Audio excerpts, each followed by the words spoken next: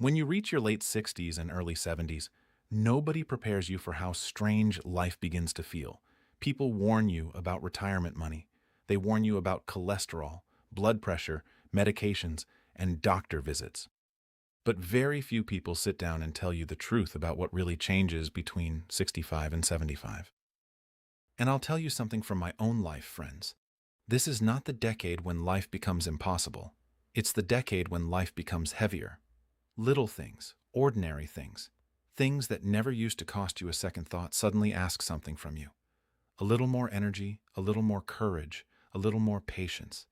And if you don't understand what's happening, you begin blaming yourself for changes that are actually happening to almost everybody your age. That's why clears throat. Now, I want to talk with you about 6 challenges that hit many people in these years. Not to depress you, quite the opposite. I want you to understand them before they quietly steal pieces of your life without permission. Because once you understand what's happening, you can fight back gently. Not with force, not with denial, but with awareness. The first challenge is sameness. Now, this one sneaks up on people. Most folks don't even realize it's happening. One day, you notice you've been driving the same roads for months, eating the same meals, watching the same television programs, sitting in the same chair every evening while the days blur together like somebody photocopied your life over and over again. I went through this myself after I turned 70. I had a diner I loved, same corner booth every Tuesday morning, same eggs, same coffee, same waitress calling me hun. At first it felt comforting, familiar, safe. But after a while, I noticed something uncomfortable.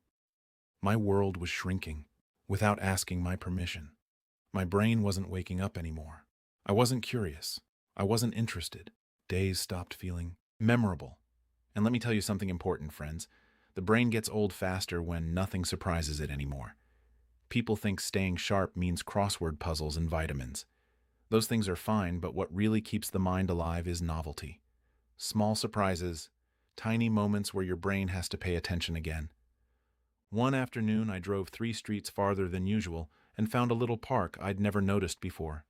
Sat there watching 2 boys play basketball while an old woman fed birds from a paper bag. Nothing extraordinary happened, but when I got home that evening, I realized something. I remembered the day clearly. That's what novelty does. It wakes the mind up. So now I tell older people this everywhere I go. Once a week, do one unfamiliar thing. Nothing dramatic. You don't need to jump out of airplanes at 73 years old. Just walk a different street, read a different author, try a restaurant on the other side of town, sit on a different bench in the park. The aging brain doesn't need excitement nearly as much as it needs interruption. Because when every day looks identical, the mind slowly stops recording life. And that, my friends, is a dangerous way to grow old. The second challenge is the one nobody likes talking about because it feels embarrassing. It's the shrinking of your social world. Not all at once, slowly, quietly. At first, you stop making phone calls because you feel tired. Then you stop accepting invitations because staying home sounds easier. Then months pass and you realize the phone barely rings anymore. I've watched this happen to good men, strong men, men who spent 40 years working around people every single day, suddenly sitting alone in silence, wondering where everybody went. But here's the truth nobody explains properly. Often the people didn't disappear first. The impulse disappeared first. The desire to reach outward gets softer as we age. That's why loneliness becomes so dangerous after 65. It isn't only about being alone. It's about slowly losing the instinct to reconnect. I remember after my wife passed, there were afternoons where I could hear laughter outside from neighbors on their porches, and I would think to myself, maybe I should walk over there. But then another voice would whisper, maybe tomorrow. That little sentence can steal years from a person. Maybe tomorrow. Then tomorrow becomes 6 months. Now listen carefully because this matters. At our age, you do not need dozens of friends. You do not need a busy social calendar. You simply need regular human contact. Tiny repeated connections.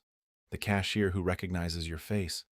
the neighbor who waves while taking out the trash, the barber who asks how your week went. These small interactions are more important than pride allows us to admit. Human beings are social creatures until the very end. And I'll tell you another thing I learned the hard way. Solitude and loneliness are not the same thing. Solitude can be beautiful. Some mornings I sit by the window with my coffee and the silence feels rich and peaceful. That's solitude. But loneliness feels empty, heavy, like the walls are slowly moving inward. Older people must learn the difference. One feeds the spirit, the other slowly starves it. So if you're listening and you realize you haven't spoken to another person in 2 or 3 days, don't ignore that. Don't wait for motivation to magically return. Action comes first now, not feeling. Sometimes at 72, you have to put your shoes on before the desire arrives. And strangely enough, once you get out there, the desire often follows behind you. Now, the third challenge may be the hardest one of all because it attacks your pride. It's learning how to receive help.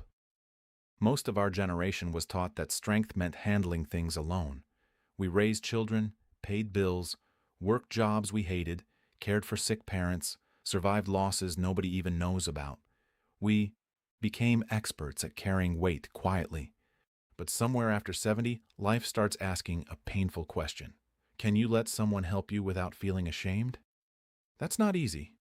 I remember slipping in my kitchen one winter morning. Didn't break anything, thankfully. But I sat there on the cold floor longer than I'd like to admit. And my first instinct wasn't to call somebody. My first instinct was to hide it. Isn't that strange?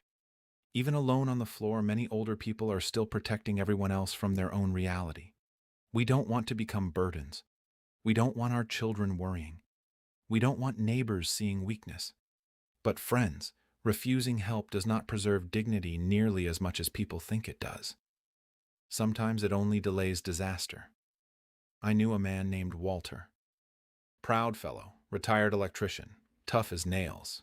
Wouldn't let anybody mow his lawn even after his breathing got bad. Wouldn't use a cane. Wouldn't ask his daughter for rides to appointments. Kept saying, "I'm fine." You know what happened? One bad fall. Hospital rehab. Lost almost all independence in 6 months because he waited too long to accept small support. That changed me deeply. I began realizing something important. Asking for help early is not surrender. It's strategy. Smart aging is not about proving you still can do everything alone. Smart aging is preserving energy for what matters most. And let me tell you something else many seniors need to hear. People who love you often want to help more than you allow them to. Sometimes when you refuse every offer, you are not protecting them. You are shutting them out of loving you. That took me years to understand. There's another challenge that sneaks into these ears so quietly you barely notice it until your world starts getting smaller. I'm talking about the body's hesitation. Not weakness exactly. Hesitation. That tiny pause before getting up from a chair. That moment at the bottom of the stairs where you suddenly calculate whether the trip is worth it. That grocery bag you carried easily for 30 years. Now feeling strangely heavier than it should. Young people think aging happens like a lightning strike, but most of the time it arrives like fog.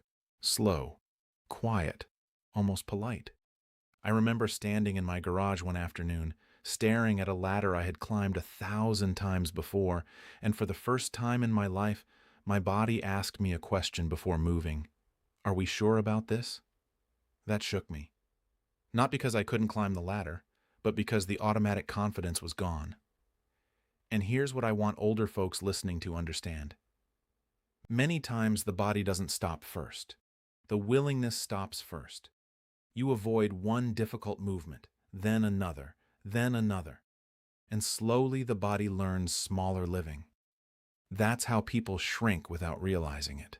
They stop reaching high shelves, stop taking walks, stop bending down, stop carrying things, and after enough months pass, the muscles listen. I started fighting this in very small ways. Nothing heroic. Every morning I began walking a little farther down my block than I felt like walking. Some mornings, my knees complained the whole time. But the goal wasn't athleticism. The goal was conversation with my body. I wanted my nervous system to remember that movement was still part of life. And I learned something powerful. Older bodies respond better to consistency than intensity. You don't need to punish yourself in a gym at 74 years old, but you do need to keep telling your body, we're still participating in life. Because once the brain decides movement is no longer necessary, the decline speeds up quietly in the background. The fifth challenge is one people rarely admit out loud. It's grief that never fully leads. By the time you reach your 70s, almost everybody is carrying invisible absences. A brother gone, a spouse gone, old friends gone, parents long gone. Even the places you loved disappear. Restaurants close, neighborhoods change, houses get sold. Sometimes you drive through a street you once knew by heart and feel like a stranger in your own memories. That kind of grief is difficult because it doesn't arrive dramatically anymore. It becomes woven into ordinary life. You're pouring coffee and suddenly remember somebody who used to sit across from you. You hear a song in a grocery store, and your chest tightens for 10 seconds before you continue shopping like nothing happened. Younger people often think grief is something you finish. But older people know better. Grief changes shape. It becomes quieter, but it stays. I still catch myself reaching for the phone to call people who have been gone for years. Isn't that something? The mind remembers love faster than reality sometimes. And I think one reason these years feel emotionally heavy is because older people are grieving constantly while pretending they aren't. We become very skilled at functioning while carrying sadness. But I'll tell you what helped me. I stopped treating grief like an enemy. I stopped asking, why can't I get over this? And started asking, what if remembering is part of loving? That changed everything for me. Missing people means they mattered. Feeling sadness means your heart is still alive. The danger comes when grief hardens into withdrawal. That's when people stop living before life is actually over.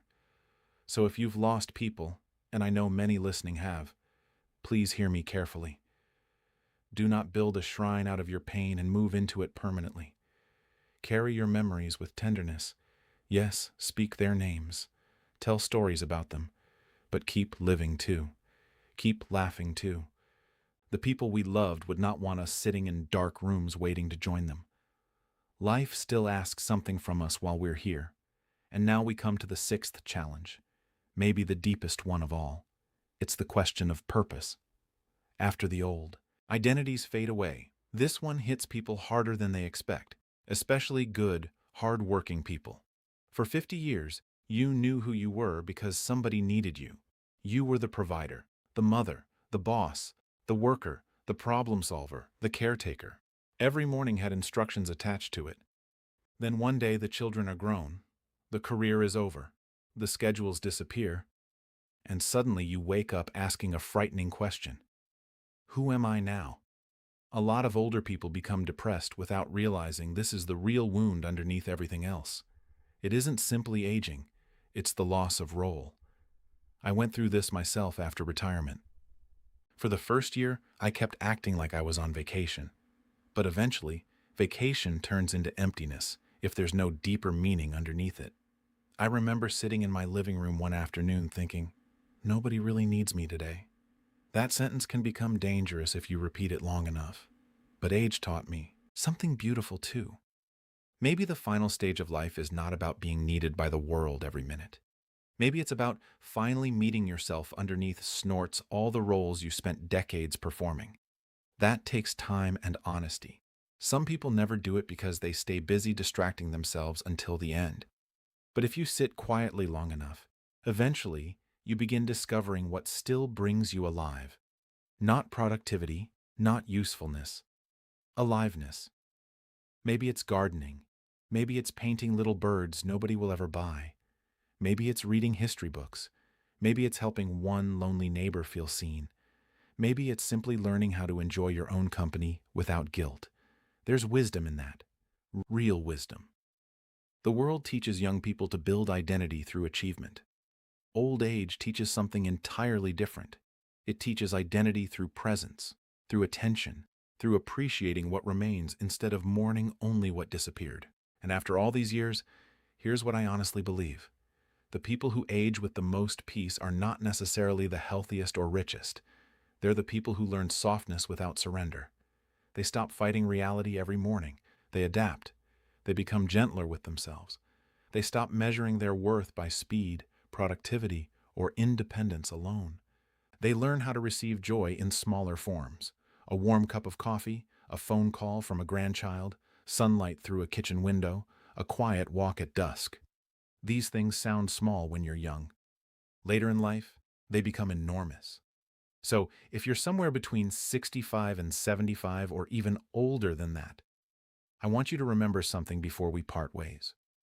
You are not failing because life feels heavier now.